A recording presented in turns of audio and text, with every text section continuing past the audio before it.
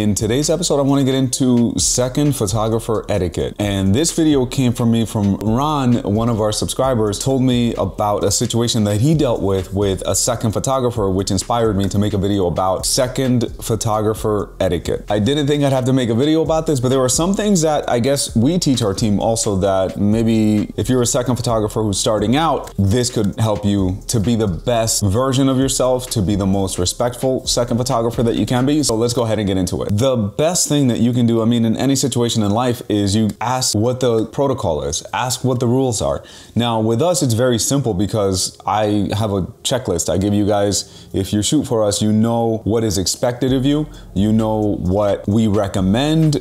So there really aren't too many surprises. But if you don't already have that implemented into your business model as a lead photographer, having these set of rules and stipulations is going to help you from having a headache later on and having to deal with something. So ask about the rules, ask about protocol, hey, about posting photos, about all that. We're going to get into it, but that's one of the very important keys that I'm going to touch on. So one thing I would ask as a second photographer is that, hey, are we allowed to use these photos for our own personal portfolio? So with TNK Photo, we make it very straightforward, very easy. You are allowed to use the images that you shoot for us. And the reason for me to say that is because if I don't allow you to use the images, what is your incentive to be creative? What is your incentive to really give a damn? Because if I tell you you can't use the images, I wouldn't blame you if you just shot the photos and went, well, I'm never gonna see, these are never gonna see the light of day anyway, so whatever, and then just kind of discard them. I want you to care about your work. If you get a portfolio worthy photo from one of the weddings that you shoot with us, God bless, I'm happy that you can do that. I feel like by allowing that, we allow our photographers to be more creative, we encourage them to be more creative, and in the end, it only benefits us, it benefits the couple, it benefits everybody. The only stipulation that we have is that if you're posting it on social media,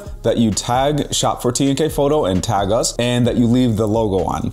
If you're using the photos for your own website, I don't expect you to keep our logo on it or to credit. That's your own website. That's the happy medium that I've been able to find. A lot of studios, honestly, don't let you use the photos at all, which I understand why. But I always look at it from the perspective of if I were on the other side, how would I want to be treated? And then when I think of it that way, it's very, very simple. This is a very, very fair way of doing things, in my opinion. If you can think of a better way or a better idea, leave a message below, leave a little comment below, guys. Now, on that note, if you're a second photographer, do not post the photos until the lead has given you the go ahead. Or usually what we do is within a day or two, we make the sneak peek gallery and then I send it to the whole team so they know any of these photos are free reign, you can use them. And that I just think is the right way of doing it. From what I've been told by some people, sometimes a second photographer may post a photo before the lead and it's like, that's not what we're doing here. Because first of all, if you edit it completely different than what the lead would edit it, then it looks like the studio isn't cohesive. So when I say that our shooters are allowed to use the photos on social media, they are only allowed to use the photos that have been edited by us. So that way there's that cohesiveness. If they then go ahead and use them for their own portfolio on their own website, I give a little bit more freedom when it comes to that because it's your own representation of your own work. That's fair. Generally speaking, I would say our work is very easily digestible by the masses. So the standard preset really, unless you're really going like real hipster or doing something stylized with the edit, it's probably going to be what you're going to use anyway, in my personal opinion, obviously. Going off of that, not posting before the lead. If the lead tells you, hey, we are not allowed to post these, you have to respect that. As much as maybe you got a portfolio worthy, incredible photo, if the lead says we cannot post these, we cannot post these. And why am I being so stern about that? Because sometimes we're shooting people that are in the police force. Sometimes we're shooting people that are not shooting. I should use a different word. Sometimes we're photographing people that are in the police force. Sometimes we're photographing people that are in the FBI. Sometimes and these are all real examples. Sometimes we're photographing people who are prosecutors, public defenders.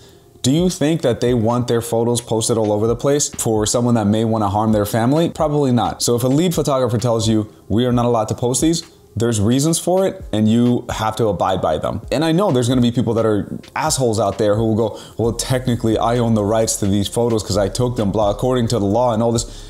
Sure. Go work for somebody else if you want to be that difficult. Because at the end of the day, the safety of our couples is paramount. So that's the reason why I wanted to include that in there. And it also shows that you show respect to the people that hire you. So as soon as somebody, I've shot before where they go, well, we can't use these from today. fair enough, dude. Like, I'm still gonna shoot the fuck out of it. I'm still gonna give you the best work that I can. Here you go. And that's all she wrote. That's okay.